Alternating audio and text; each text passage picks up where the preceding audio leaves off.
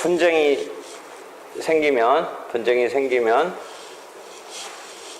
자력적으로 이제 구제한다. 이런 개념도 하나 있지. 물론 이제 저번 때 얘기한 것은 여기서 잘 타협이 되고 서로 맞아떨어지면 해결되는 건데, 만약 그게 안 됐을 때 자력 구제를 허용하지는 않아. 요새도 뭐 세월호 뭐 법안 이런 데도 조금 그런 얘기 나오잖아. 막 약간 피해자가 스스로 결국은 뭐 수사권을 갖고 뭐 기소권을 갖고 거의 그게 자력 구제 아니냐.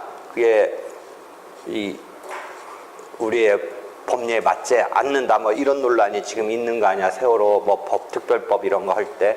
근데 하여튼 자력 구제를 금지시키고 이제 국가에 의한 구제를 이제 마련한 거지.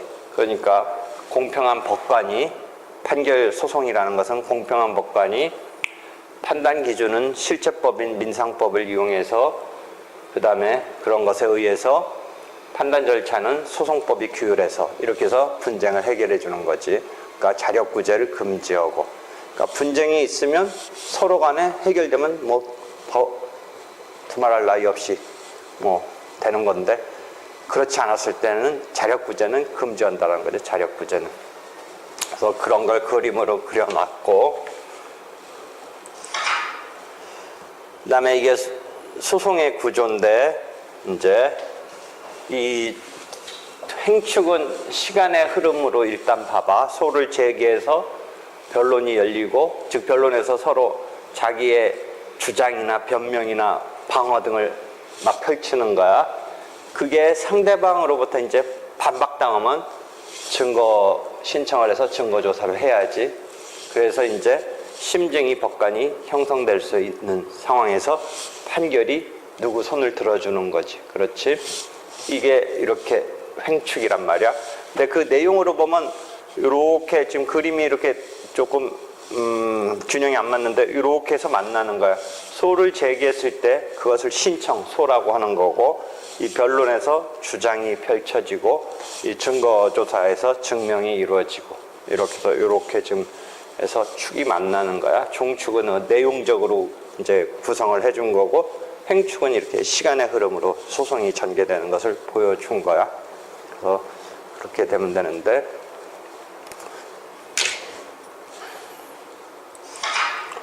이걸 다시 이제 우리가 심리되는 구조를, 소를 제기한다, 법률상 주장을 한다, 주장 속에는 사실상 주장이 있다, 법률상 주장이 있다, 그 다음에 사실상 주장이 한다, 증명 단계가 있다는데, 이 법률상 주장은 법원이 알아서 하는 거고, 당사자가 주장을 하더라도 법원이 구속받지 않아. 근데 사실상 주장은 우리가 변론주의라고 해서 소송에서는 일반 사람들은 그 메커니즘을 혹시 잘 못 이해하는데, 주장을 펼쳐야지 그것을 전제로 해서 판단을 하는 거지, 주장을 내세우는 거가 엉뚱한 주장을 한다든지 안 내세운다든지 그러면 법원도 그것에 맞춰서 판단을 못 해줘. 그러니까 당사자 입장에서는 본인이 직접 소송한 사람은 이런 소송법의 메커니즘을 모르면 자기 억울함을 법원에 가져가면 법원이 알아서 다 파헤쳐가지고, 그 다음에 뭐 가부간에 따져가지고 이렇게 자기의 그 억울함을 해소해 줄 거라고 생각을 하는데, 절대 민사소송은 그렇지 않지. 실체법인 민법, 상법이 사적 자치를 기반으로 실체법적 규율을 하고 있기 때문에 그 실체법적인 규율에서 터진 분쟁을, 관련돼서 터진 분쟁을 해결함에 있어서도 자치적으로 맡겨져 있어. 그러니까 당사자가 주장을 펼치지 아니하면 법원은 그것에 대해서 가타부타 결론을 내려주지 않는다라는 거죠. 그런 것을 변론주의라고 그래. 그러니까 이 변론주의 메커니즘을 일반 사람들이 모르니까, 소송에 가서 내가 막 억울하다 막 하면 그 억울하다라고 말하면서 자기가 일목요연하게 자기가 구제받을 권리를, 예컨대 손해배상 청구를 하고자 한다든지 했을 때 그 손해배상 청구를 뒷받침하는 그런 요건을 충분히 주장을 해서, 그 다음에 그게 상대방으로부터 반박을 당했을 때 증명을 해서 판단자인 법관이 이제 그것에 대해서 오케이 해주면 구제를 받는 것, 그 권리를 인정받는 거, 손해배상 청구권이 나에게 있다라고 하는 판단을 받는 거. 인데 그곳에 있어서 부실하게 또는 일부 말을 안 하거나 또는 엉뚱한 말을 하거나 이렇게 해가지고 그 권리, 손해배상 청구권이라는 권리가 나올 때, 한편 예를 들어 뭐 또 다른 케이스를 말한다면 대여금 청구, 반환 청구를 할 때 그 대여금을 뒷받침하는 어떤 요건을 잘 납득을 시켜가지고, 또는 예컨대 매매 계약이 있었는데 외상대금을 못 받을 때 그 외상대금이라는 채권에 대해서 잘 주장을 해서 납득을 시켜서, 또는 이제 물건 같은 것을 얘기할 때 자기가 뭐 점유취득시효를 주장하고 싶으면 이리저리 20년간 뭐 평온공연하게 이리저리 해서 이제 점유취득시효를 했다. 이렇게 잘 납득시켜야 되는데 그런 것에서 안 하거나 또는 일부 빠졌거나 엉뚱한 소리를 하거나 하면서 그것이 해결되기를 기대한다면 법원이 못 그런다라는 거지. 변론주의 등에 의해서. 그래서 그런 원리가 수선법에서 있는 거야. 여기가 중요한 거지. 그러니까. 다만 이 법률상 주장은 예컨대 이런 거야. 지금 이 거래관계에 있어서 시효가 뭐 어떤 상사시효가 적용돼야 된다. 막 이런 주장을 했다고 쳐보자.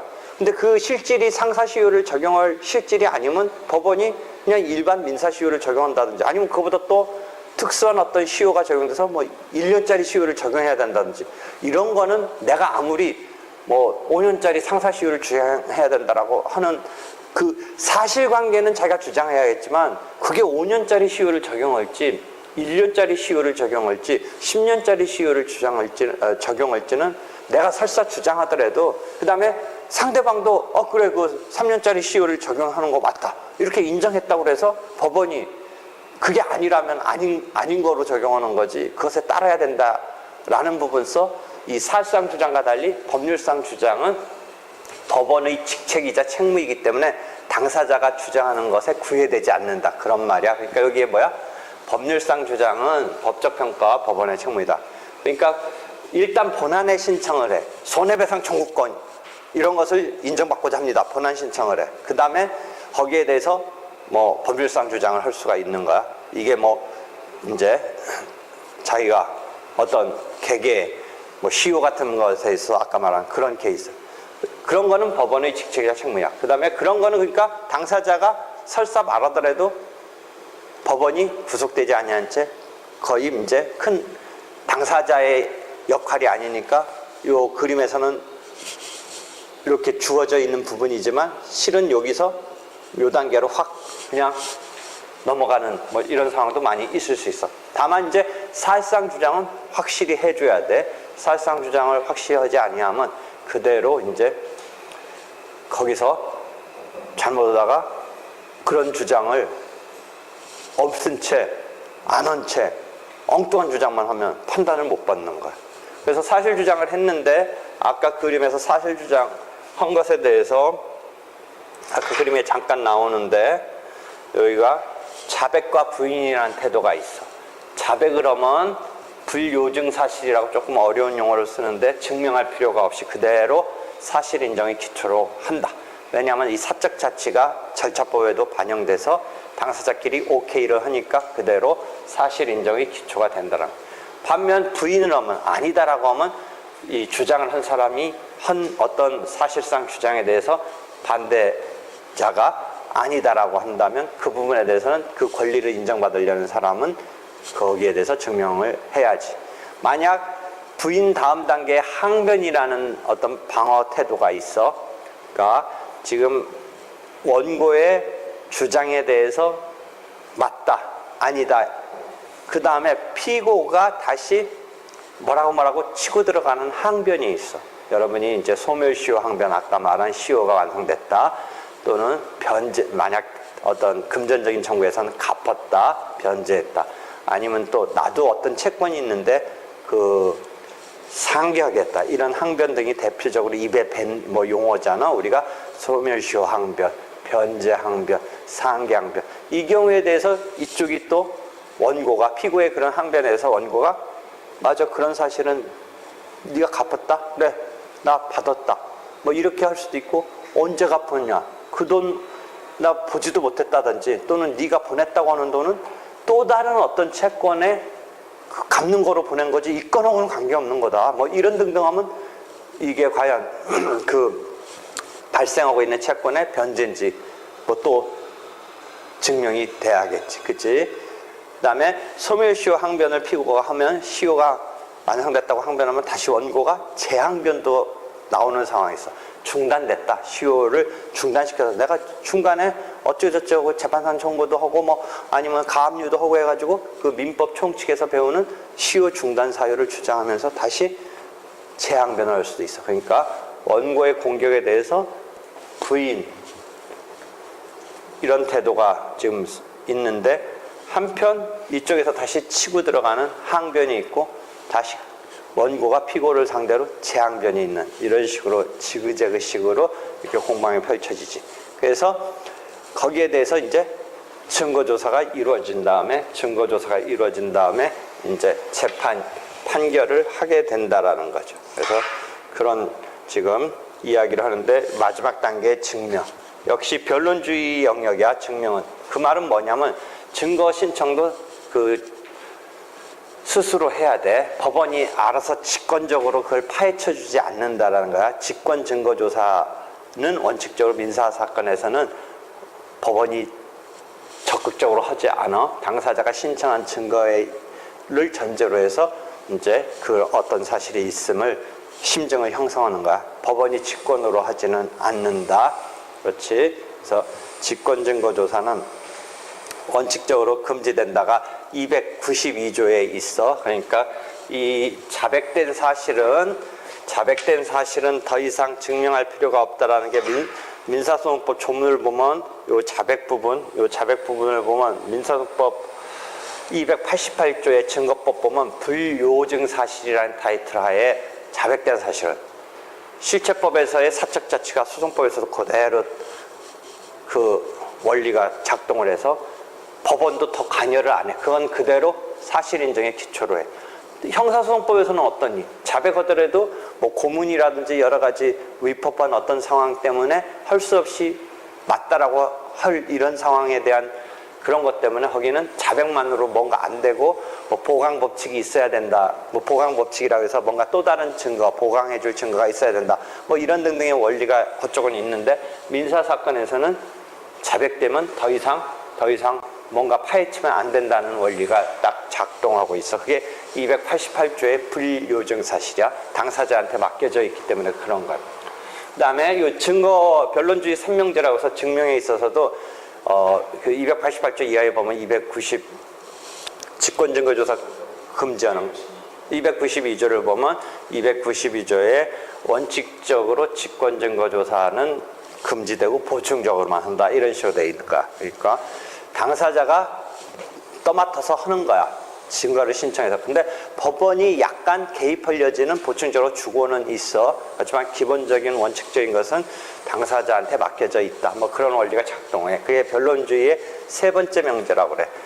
그러니까 자백된 사실에 대해서는 여기 그림이 안 나는데 자백의 구속력이라고 해서 변론주의 두 번째 명제가 여기 있어. 그다음에 변론주의 첫 번째 명제는 주장 책임이라고 해서 당사자가 사실상 주장을 해야 된다. 그래서 변론주의 첫 번째 명제는 주장 책임.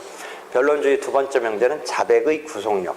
변론주의 세 번째 명제는 직권증거조사는 원칙적으로 금지된다. 이런 명제, 1명제, 2명제, 3명제라고 해서 교과서에 설명이 되고 있어.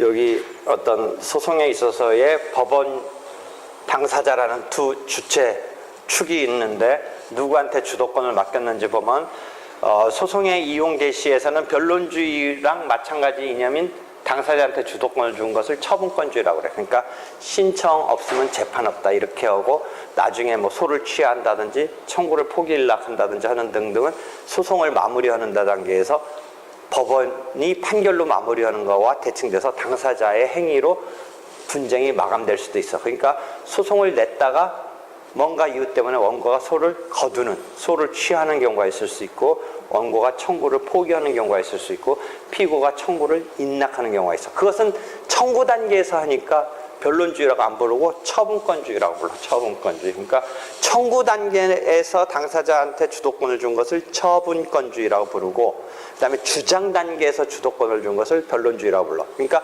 처분권주의와 변론주의의 상위 개념이 당사자주의야. 당사자한테 주도권, 주체성을 준 게. 그 속에서 처분권주의와 변론주의가 있는데 처분권주의는 청구 단계, 그다음에 변론주의는 주장 단계에서의 원리야. 한편 절차의 진행에 대해서는 당사자한테 주도권을 준 게 아니라 법원이 직권으로 진행해. 뭐 기일을 정한다든지, 뭐 기일을 어떻게 한다든지, 뭐 이런. 그다음에 변론을 종결하고 또는 경우에 따라서 재개한다든지, 뭐 이런 등등의 절차적인 것에 대해서는 당사자가 주도권을 만약 가진다면 우리 며칠 날 법정에서 재판한다 이렇게 하는 게 주도권을 줬다는 예가 될 수 있는데 그렇지가 않아. 예컨대 송달이라는 거 당사자가 당사자끼리 문서 보내고 송달됐다고 한다면 당사자한테 주도권을 준 건데, 문서를 송달하는 것은 당사자가 이제 어떤 문서를 만들어서 법원에 내지만 누굴 통해서 하는 거야? 법원이 보내는 거야. 법원이. 그러니까 직권 송달이 원칙이야. 직권 송달. 그래서 순수하게 이렇게 절차적인 프로세싱은 당사자가 주도권을 가진 게 아니고 이 직권, 법원이 주도적으로 한다라고 직권진행주의인데, 소송의 이용 개시, 청구라는 단계에서의 소송을 내는 거. 그 다음에 예컨대 당사자는 1억 원을 손해배상으로 구하고 있는데 법원이 잘 보니까 1억 2천만 원이 손해네. 그래서 1억 2천만 원을 해줄 수 있냐 없냐 해서 없다라는 게 그게 처분권주의야. 실제 1억 2천만 원 정도의 손해를 해도 당사자가 1억 원으로만 청구해 왔으면 더는 못 해줘. 203조에 보면 처분권주의에 관련된 주문이 있어. 신청한 범위 내에서만 재판해줘라 이렇게 되어 있어. 그 다음에 종료 단계에서 이용 개시까지 써놨는데, 종료 단계에서 소를 취하한다든지 청구의 포기 일락이 있다든지 등등은 이 종료 단계에서 당사자가 주도하는 거야. 한편 변론주의는 주장, 소송 자료의 수집 제출, 주장 단계에서 당사자한테 주도권을 준 그런 원리를 말하는 거야. 그래서 이런 원리를 잘 이해하면 돼.